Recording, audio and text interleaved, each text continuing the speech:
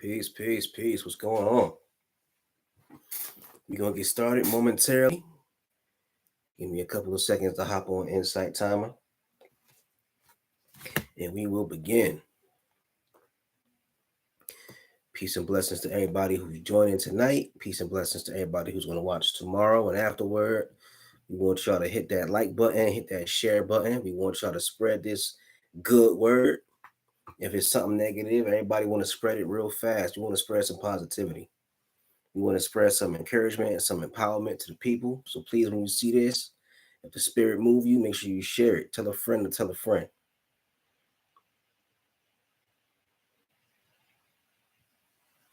Peace and blessings. Insight Timer, what's going on?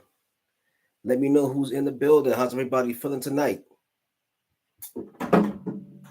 How y'all doing tonight? Where you from? Where you at? I've been practicing my guitar. Been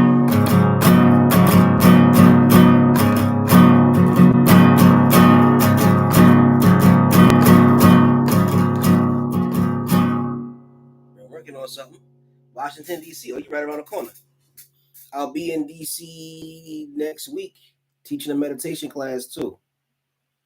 So you might see me there. It's in D.C. What's the name of the building? It's in the Hpa Radio building. I'll be teaching a meditation class there for free. So, if you're in that area, all are welcome. Well, everybody show up.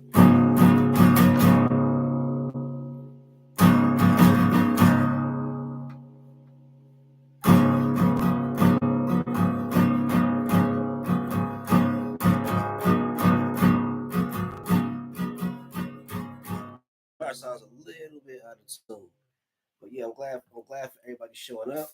I'm not sure if my connection. Okay, my connection seems to be okay. Can you guys hear me? Okay.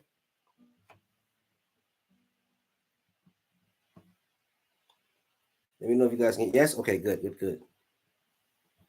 Yeah. So as you guys come in, just let me know how you're feeling. I'm feeling pretty good. Adele, how are you? Aquarius, what's up? I'm glad you guys have stopped by to join me. It's been a couple of weeks since I've been here. Tired? Yeah, I feel tired too. I'm tired too. I've been going through some things, but I keep meditating. I stay focused on positivity. Okay, Guadalajara, Mexico. Okay. Glad you came, Aquarius. I'm glad you're here.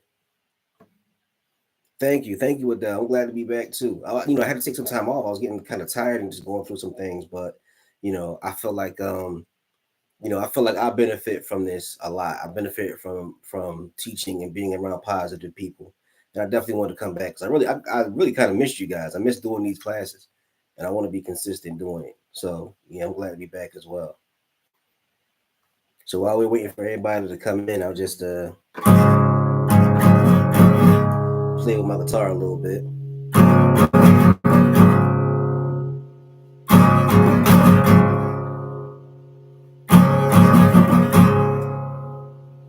So I'm working on a song now. The song I'm working on now is a song that I sang for you guys called Bite. It's kind of a romantic song that I had written, and I'm working on music for it now. And I'm learning guitar now, and I'm like, I'm having fun writing music for songs that I wrote. I wrote that song probably like a year or two ago. And so, like, for me, creativity is a kind of meditation. So I've been trying to be more creative lately because I really feel excited. I feel like a real good positive energy, and I really want to create more. I really want to leave, I really want to leave positivity everywhere I go. And I think creativity is definitely a really awesome way to do that. So, I want you guys to expect more music from me. I had put a couple of songs where I played guitar, a couple of meditations where I played guitar up on Insight Timer. There was one meditation called Letter to My Mind that I played the guitar on that. And then I left another one called Love Spell, which is kind of like a romantic meditative song. And yeah, I want to start doing more of those, but I feel kind of like a little embarrassed because I'm so new. But it's so fun for me. So hopefully you guys are enjoying the songs. And if you haven't listened to them yet, give them a listen. Love Spell, Letter to My Mind. And then there's a hip hop song that I did called Death is an Illusion. That was a meditation that I wrote. So yeah, check those out. I want to do some more though. Hopefully I can get this one done soon. And then I'll put it somewhere where you guys can hear it. This one isn't necessarily a meditation, but I want you guys to hear it for sure. I think that'd be awesome. And as I do more, I'll try to put them up so you guys can listen to them and critique them and give me your feedback. If you feel like I need a little more work, or if you feel like I got to work on the vocals a little bit, don't hesitate to let me know. I feel like you guys are real positive, so I feel like any criticism you give me will be constructive. So I'm 100% for that. Just let me know your thoughts when you get a chance. And hopefully everybody's doing good. Hopefully everybody's doing well. Hopefully everybody is blessed, and you're blessed, you feel blessed, your energy is up. Hopefully everybody's having a good time. Just let me know how you guys have been, how you guys been doing.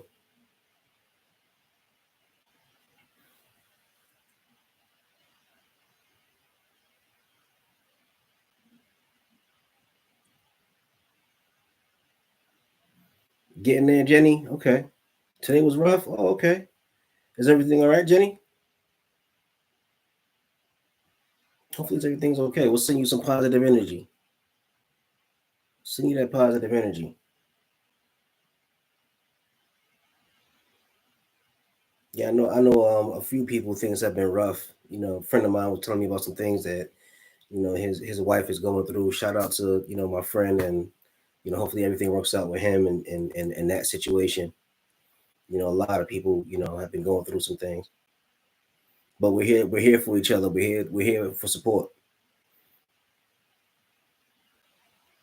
Solar flares, have they been affecting you at all? Solar flares?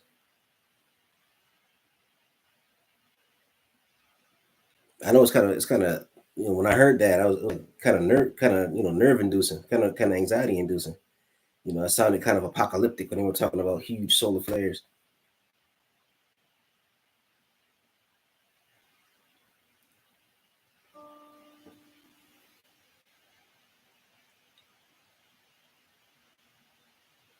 Okay, Ascension Symptoms. Okay, yeah.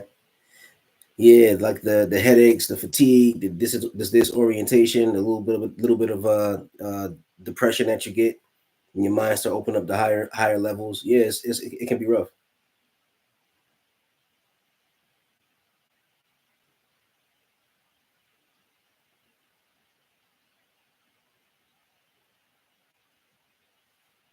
Okay, Aquarius has been a rough month. Going through it. Okay, yeah. Keep finding ways to lift yourself. Keep finding ways to lift yourself and keep turning to others for support.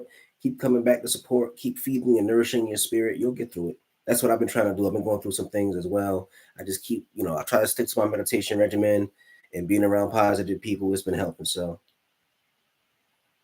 yeah, that's the cycle of it. The purging, the integrating, the ups and downs of it. That's a part of the cycle of universal energy. And especially when you're ascending to higher levels of consciousness, you become more sensitive to certain things. So yeah, it's gonna hit hard, but at the same time, once you have that moment where you're risen, everything's gonna open up beautifully for you. Yeah, September. Yeah, September was a heavy month for sure. Absolutely was, and the world too, and around the world for a lot of people. But we're past the 7-minute mark, so let's get started on what we came to talk about today. And I think 6 planets in retrograde. Okay. Yeah. So let's talk a little bit about what I wanted to talk about tonight. Tonight I wanted to discuss what I had in one of my downloads. I was meditating, and it all kind of came to me, this idea of the realm of light. And the realm of light is what I call, like kind of like a perfect world. We're all in a time where the world seems to be in an utter state of chaos, and it's time for us as people who are trying to ascend to higher levels of consciousness to take the lead in creating a new world. And I kind of wanted to touch on what that first step would be in creating the realm of light, the new world, the world where there's peace and there's understanding and harmony with nature. What would be that first step? And I thought about it for a little while, and I realized that first step would be to find God, right? I think that's the first step. And I know that there's a lot of people who may not believe in God, or you might have a unique God concept, or you might have your own idea of what God is. But I think ultimately the first step has to be to find God. And what do I mean when I say to find God? When I say to find God, what I'm essentially saying is to connect with that universal energy that creates change, creates measurable change in our reality, the supreme consciousness. Which, yeah, exactly. I believe that God is in everything. But even that phrase, God is in everything, right, can be somewhat abstract. And I think that in order for us to really understand this abstract concept of God, we need to break it down scientifically and mathematically, right? I think that through mathematics, you get a clearer understanding of things. So when I say mathematically, what I did was I came up with a diagram or what a symbol in my mind for God. And the symbol for God in my mind is what I refer to as X1. X1 equals the God self. What do I mean by that? Well, in order to talk about God, which is infinite and abstract and huge, right? We have to narrow it down to something that we can comprehend so that we can utilize the spiritual technology of God to create the world in which there will be peace. So the X means the unknown. When we're talking about this concept of God, many of us have never had a God experience. Many of us have never encountered somebody who we think is God. We've never seen God or heard God.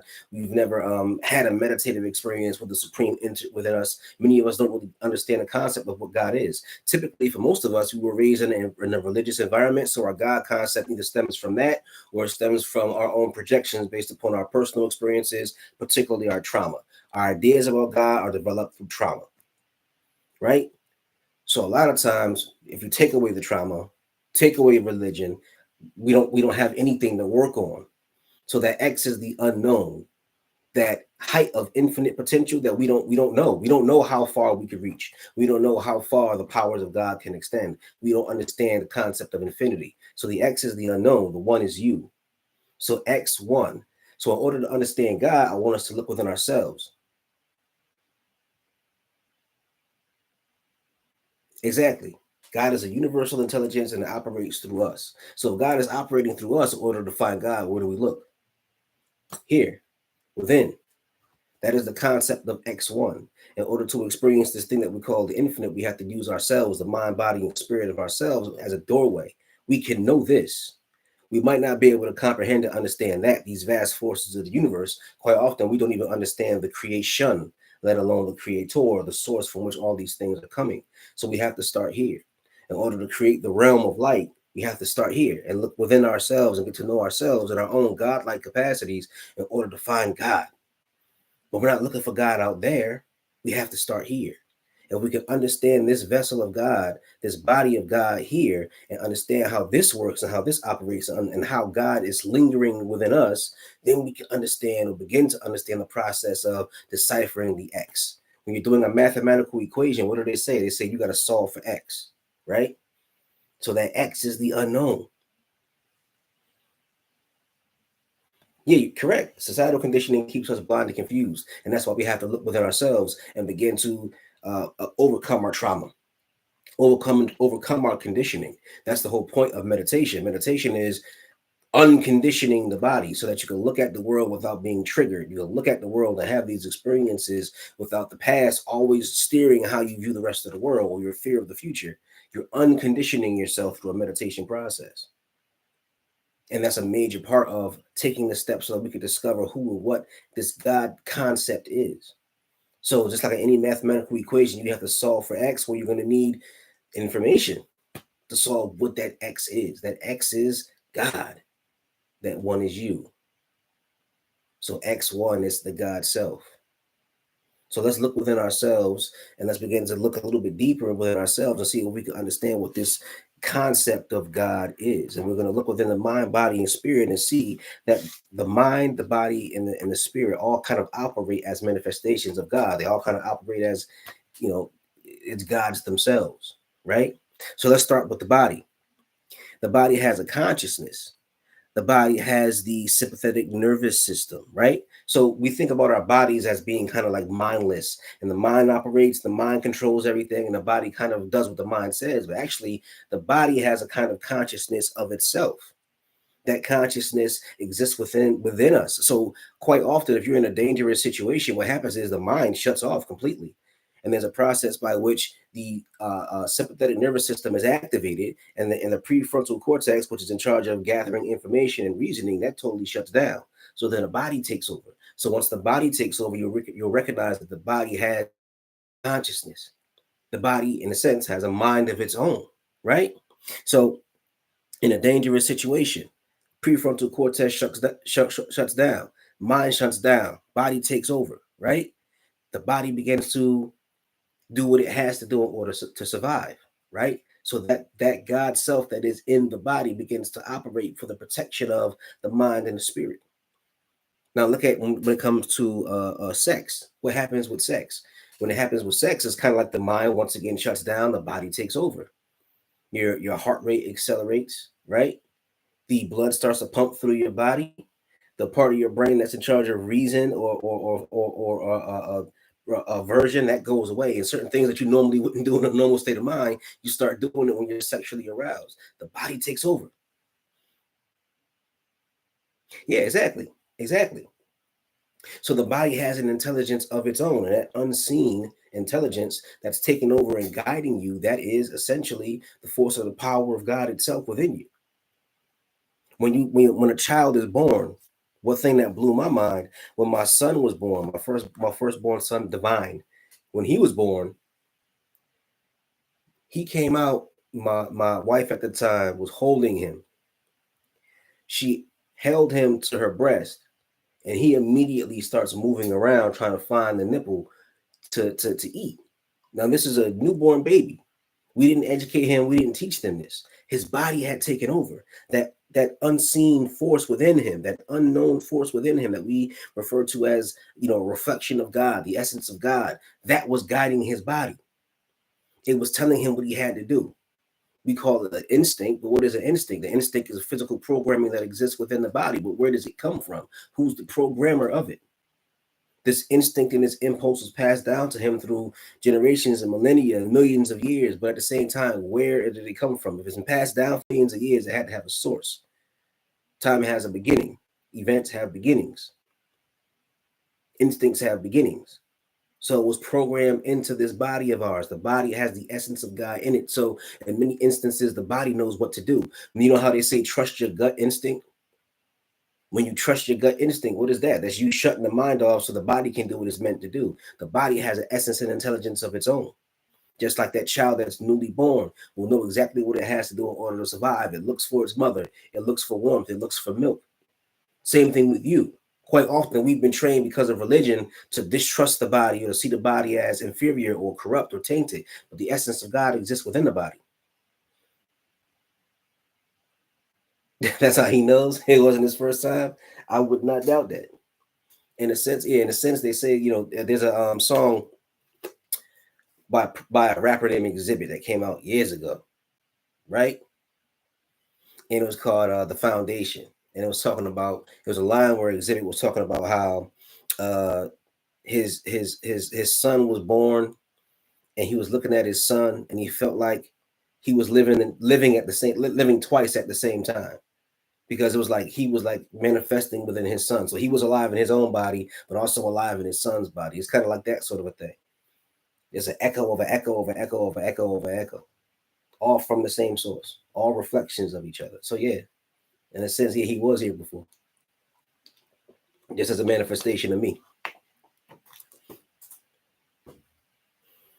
Also, it's interesting when you study how the body creates your mood. We think of moods as being primarily just a psychological thing or a neurochemical thing. But actually, your body creates many of your moods. Your one of your moods, a lot of your moods, the happiness, the sense of contentment and joy, comes from a chemical called serotonin in the body. That serotonin is actually created in your intestines. It's created in your gut. So what happens is that you will eat food, right? and create this transmitter called serotonin. Now, a neurotransmitter, excuse me. What a neurotransmitter is a chemical that allows electrical spark to go from one nerve fiber to another nerve fiber. So you have a nerve fiber here, right? And in order for the nerve fibers to send information to each other so you can act or think, they have to send a signal across in the form of an electrical spark. An electrical spark can't get across thin air. So it has to use a neurotransmitter in order to transmit the spark from one nerve fiber to the other. Serotonin is a particular nerve fiber. It's a neurotransmitter that allows the information to go from one nerve fiber to another. So what happens is that serotonin allows you to feel a sense of happiness, a sense of peace, a sense of contentment. But where does that come from? It doesn't just come from here. Most of your serotonin actually is developed here in the body. So up here in the brain, up here in the mind is not doing a whole lot of work. It's the body that's creating the mood. So that serotonin is actually created in the vessel of the body, and through some miracle, you'll eat some foods that are high in a chemical called tryptophan. Tryptophan is something that you'll find in, turkey and avocado and tofu. You eat that, your body takes the tryptophan, breaks it down, and begins the process of making serotonin for you. So your body is actually responding positively, and your moods are being created from food. That's a miracle. Think about it for a second. Your body actually has the capacity to take food, break it down through some unseen intelligence within you. It breaks down the food, utilizes the food for fuel, but it also utilizes the food for your thoughts. It utilizes the food for your mood. That's why when you eat certain foods, it makes you depressed. There was a real famous case, and you guys may have seen the movie Milk, Harvey Milk. Exactly, alchemy. Yeah, there's a movie called Harvey Milk where there was a guy who killed I think Harvey Milk was a governor in California. A guy killed Harvey Milk, and they arrested the guy for doing it. And what happened was the guy actually got away with the crime because they said that he had eaten so much junk food that it kind of drove him insane. Now, of course, that's kind of a ridiculous plea for the crime of murder. But actually, in a weird way, it kind of makes sense. What happens is that the food that you eat actually develops your mood. If you're a person who eats unhealthy, you eat I used to eat, oh my God, I used to eat horribly. I used to be up at 2 o'clock in the morning after binge drinking fifths of Jack Daniels and smoking weed and go eat 2 double bacon cheeseburgers and hot wings, and then just lay down and pass out and wake up and then eat bacon and sausage for breakfast in the morning. And then wondering why I was so moody and grouchy all the time. But then I changed my diet. I was a vegetarian for a while. And as I was going through the process of being a vegetarian, I started to meditate more. And guess what? It elevated my mood. It made me happy. Thank you. Appreciate it, Karen. So what happens is that your body is in a process of continuously creating miracles. It's in a process of alchemy all day, every day. And that unseen force, that unseen power that's within you, what it's doing is it is the essence of God, sustaining your life, keeping you alive, keeping your mind sharp, giving you that serotonin so that you can feel more alive. And not only that, but the body also does something else miraculous. The body generates serotonin through sunlight. So in a sense, you're almost like a form of a photosynthesis. You're almost like a tree or a flower. You are the flower of consciousness itself. You go outside and you stand in the sunlight, and what happens is the sunlight shines on you, and it begins the process of creating serotonin so that your mood is increased. You feel happier, you feel joyous, you feel more balanced. The serotonin is being created within you through unseen force, unseen power. The essence of God itself is in you, creating that just from the sunlight. That's a miracle. But it's a miracle that we take for granted because it's a miracle we see every day, or it's a miracle that we don't fully understand. But understand the beauty of that. That is the X1, the God self. You have the capacity to do that within your body. And I'm pointing this out to you because I want you to understand, once you begin to see the minute miracles that exist within a body on a day-to-day basis, the minute miracles that happen to you every single day, when you start to understand that, you start to question yourself, how far can we take this? How far can we take these miracles? What can I do if I push? What can I do if I learn more? What can I do if I meditate for longer periods of time?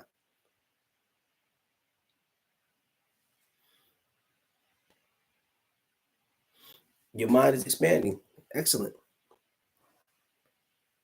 So what I'm saying is that understand that we are talking about the mathematics and the science of God. The God self is the mathematical science of yourself. It's all happening within you, not somewhere in outer space. When they talk about angels in heaven being cast down from the heaven, or the Quran talks about Iblis being told by Allah to bow down, these are metaphors, right, for spiritual development. But at the same time, understand we don't have to talk about miracles up there. We don't have to talk about a war in heaven up there. We can talk about the war within, the power within, the God within. And that's, if we look within ourselves, we start to understand it's a small portion of the essence of God. And then once you understand that small portion, you can look a little bit deeper.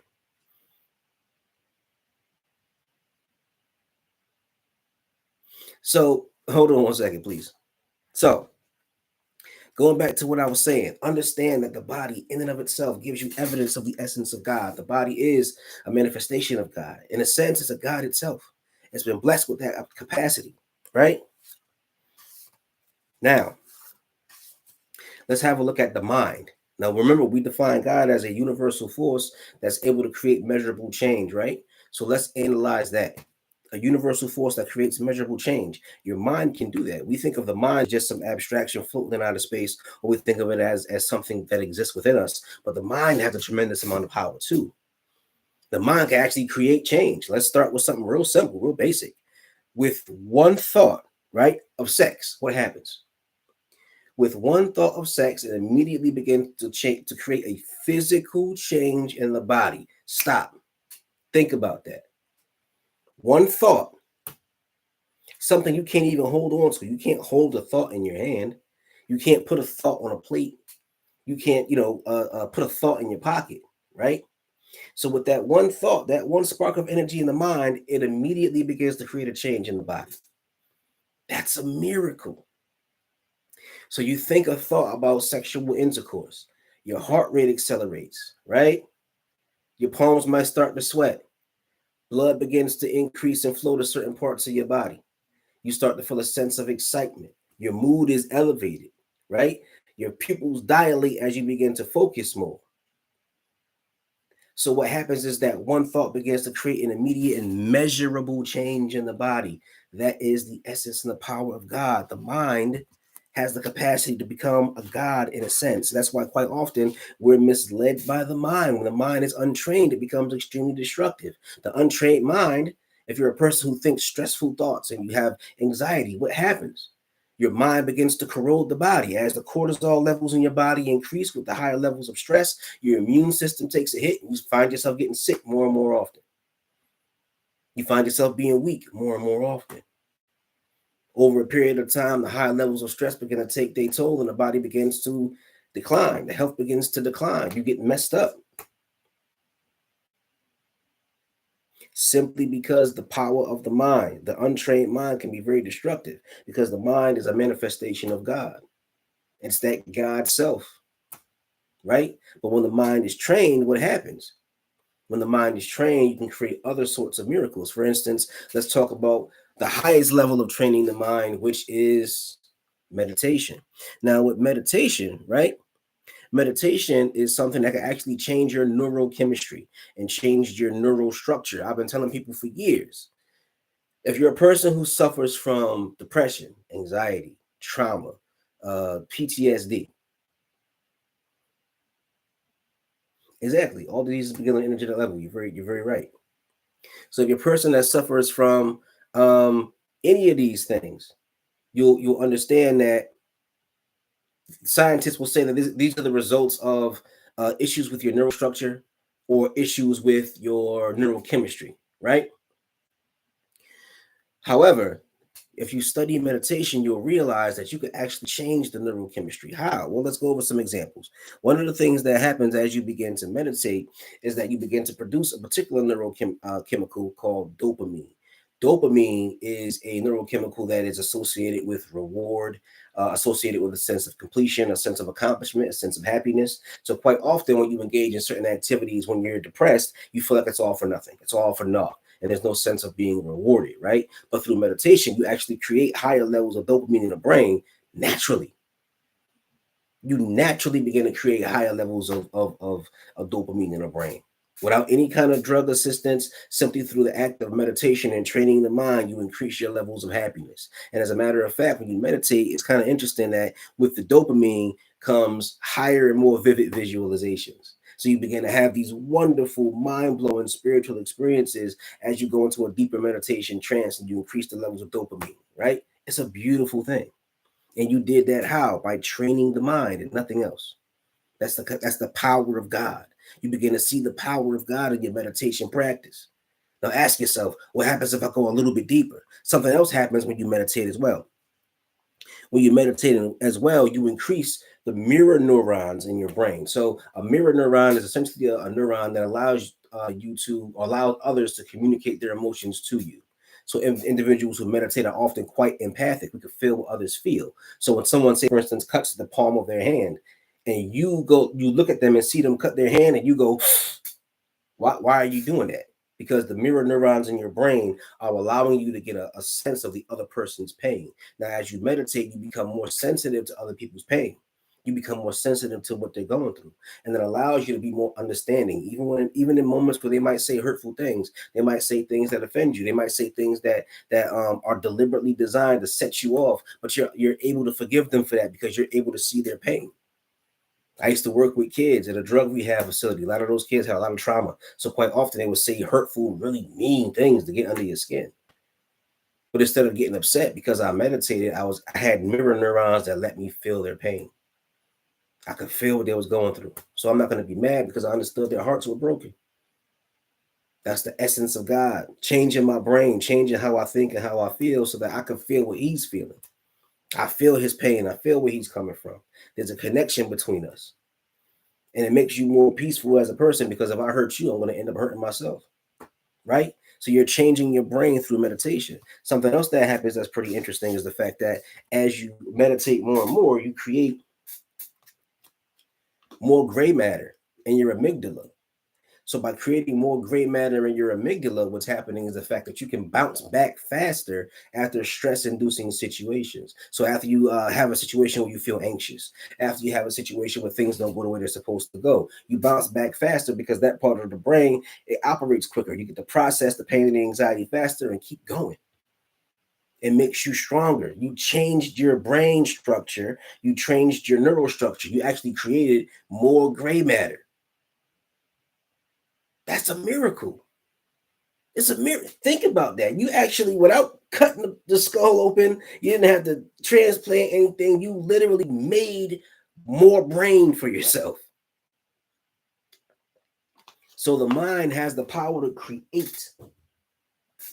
The mind has the power to create. Just by focusing the mind and by training the mind, you change the neural structure and you found the piece of the essence of God within self. You found a piece of that. You found the power in that.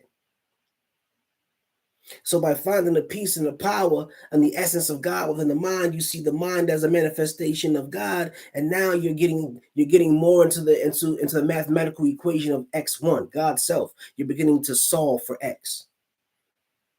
You're beginning to solve for X and see the mathematical potential of the God self. You're learning more about what God is by learning more about what you are. You are merely just a manifestation of the power of the Supreme. That's it. And once you begin to see the miracles that the mind and the body are capable of, you understand why they were writing stories in the Bible about Jesus Christ raising the dead. They're talking about the power of your own body to do the same. How Jesus Christ was able to take loaves of bread and feed 5 loaves of bread and feed 5,000 people. And you're able to do the exact same thing with your own mind. You're able to take what you have and increase that. You're able to increase your gray matter. So that's like taking 5 loaves of bread and feeding 5,000. People think that you're born with a set level of intelligence, but you're actually proving that you can actually grow the brain in certain areas through meditation. You're creating a new brain and raising your level of intelligence, raising your level of sympathy, raising your level of compassion, raising your level of humanity. You're ascending to higher levels of consciousness through your own will and through the use and training of your own mind. Now that is a miracle. That talk about the power of God. And you ain't gotta go to no church to see that. Your body is the church. You are the temple. You are the synagogue. You are the mosque. That's why in the Bible it talks about the Temple of Solomon. The Temple of Solomon was designed based upon you. That's why the Freemasons say they're going to build the Temple of Solomon. They're talking about building you. That's you. It's all you. Understand that. And once you understand that, you won't have to be afraid of being unable to control things, because you have a tremendous amount of control simply by using this vessel and by using this powerful tool here. But understand that you have to be responsible when training in order to get it to do what you want it to do, right? And there's something else that's very interesting too, is that as you meditate, there's a part of your brain that they refer to as the Hpa axis, which is the hypothalamus, pituitary, and adrenal axis of the brain. In that part of the brain, the hypothalamus, right, you create a chemical called oxytocin, what they call the love hormone, or the love chemical, right? So as you meditate, that axis is activated, the hypothalamus is activated, and it produces oxytocin. And what happens? You feel a deeper sense of connection to the individuals that you love. You feel closer to them. You feel more romantic. You feel more romantically inclined. You feel happier. You feel more loving. You feel more sexual. You feel more confident. You feel, that kind of like brings the whole together. Brings the two worlds together. When a man and a woman come together in love, or people come together in love, what you're doing is bringing together two worlds, and that's magic. That's magical. That's magic. I mean, when I had a live stream with you guys once where I was talking about ancient Egyptian, ancient Kemetic magic, and I was talking about the story of Aset and how they believed that Aset was a goddess of magic, and what they would do is they would do a ceremony where they said they would tie Aset's hair and would tie it into a knot. And that knot was sort of a symbol of the world of the living and the world of the dead, or the spirit world, coming together. They said when you tie the hair together, it brings the two banks of the river together as one. What does that mean? When they say the banks of the river, on this side of the river is the living, this side of the river is the dua, or the spirit world. And they bring the world of the living and the world of the spirit world together. What does that mean? Well, it means this. What is a child? A child is a being that is being invited into our realm from the spirit world through the portal of the woman's body. An abstraction that is becoming concretized into reality when these two worlds come together. That's why the woman was seen as sacred. She was a portal to the unseen world. You got to remember that. She was a portal to the unseen world. The man is the governor of the physical world. He builds stuff and knocks stuff down. He's a big, strong brute. But the woman is the governess of the unseen. A woman is more subtle. A woman invites the spirit world into her body, into the reality of our world. No man can do that. So the two worlds come together through the alchemy of the creation of oxytocin. It's a beautiful thing. Right? So we've gone over the miracles that occur within the mind, the miracles that occur within the body. But of course, we know that there's another level of consciousness, the unseen level of consciousness, that we refer to as spirit. So what is spirit? Spirit. So many dimensions to explaining what the spirit is. But essentially, the spirit is the unseen consciousness that exists within us. And you can take that to mean whatever you want. If you believe that a spirit exists within you, but it dies when the body dies, I know people who believe that. I know people who believe that when you die, the spirit continues. I know people who believe in ancestor worship. They believe the spirits of the ancestors are still around. I'm one of them people. I believe that when you die, the spirit continues. The spirit has power as well. How do we know the spirit has power? Well, quite often individuals who are sick, right? Their survival depends in many ways on unseen factors. Belief. Belief is a spiritual thing. It's a spiritual phenomenon. If you believe you'll heal, quite often people heal. People will take medication that is placebo and they'll be healed of their diseases. What is that? The placebo effect is a spiritual thing. It's just simply through the process of belief. And through the process of belief, the process of faith, you begin to heal yourself. How you speak to yourself. I will succeed. I won't succeed. However you lay out your reality, that's what typically manifests. And also through focusing the mind, you can change the energy field around the body. Scientists have found that when you meditate or when you set an intention in your mind, what happens is the energy field around your body increases, and instruments can pick up on light around you. That's why it says in the Bible, if thine eye be single, then thy whole body will be light, meaning that the third eye, this eye, once this eye is singled and focused upon one intention, it will increase the light around the body. The light body will increase. So you're beginning to tap into your spiritual powers now. You're beginning to tap into other capacities. Now, once we start thinking about this, let's think a little bit deeper. How far can we go with this? Has anybody astral projected? I did once, real quick. Has anybody ever astral projected? Let me know in the chat. Has anybody ever astral projected before? Let me send y'all some love because I appreciate y'all listening. I'm ramped up. I'm excited. I might grab my guitar real quick. Let's take a quick little music. Let me know if anybody's astral projected.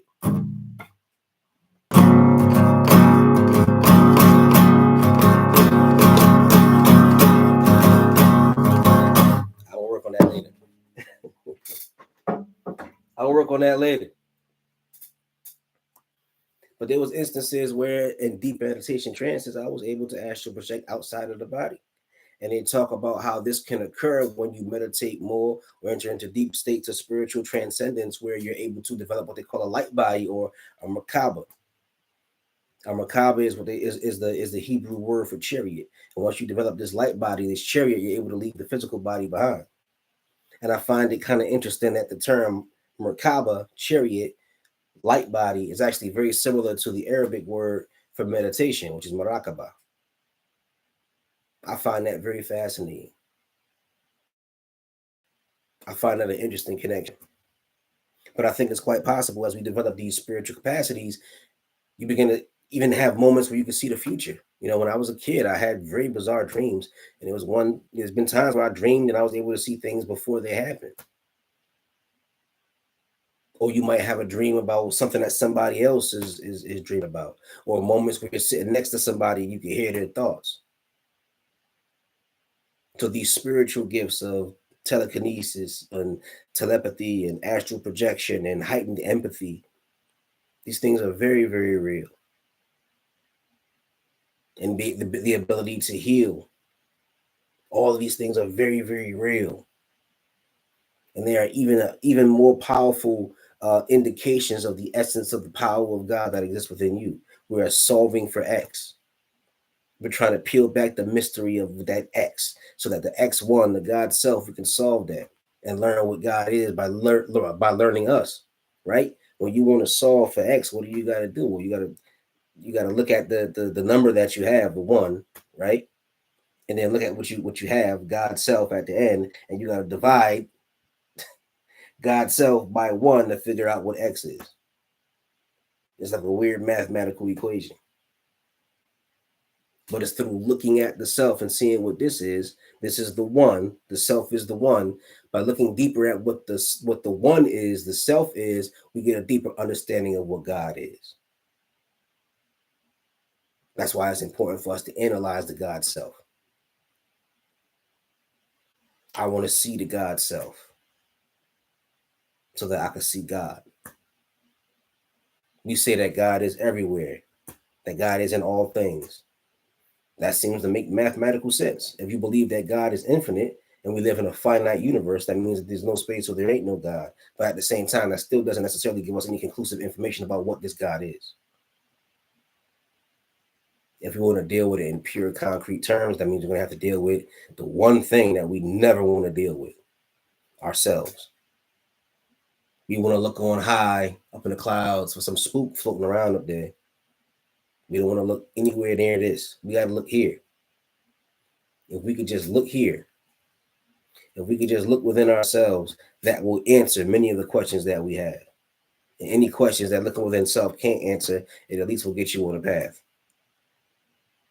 But we're not going to find that up there until we look here.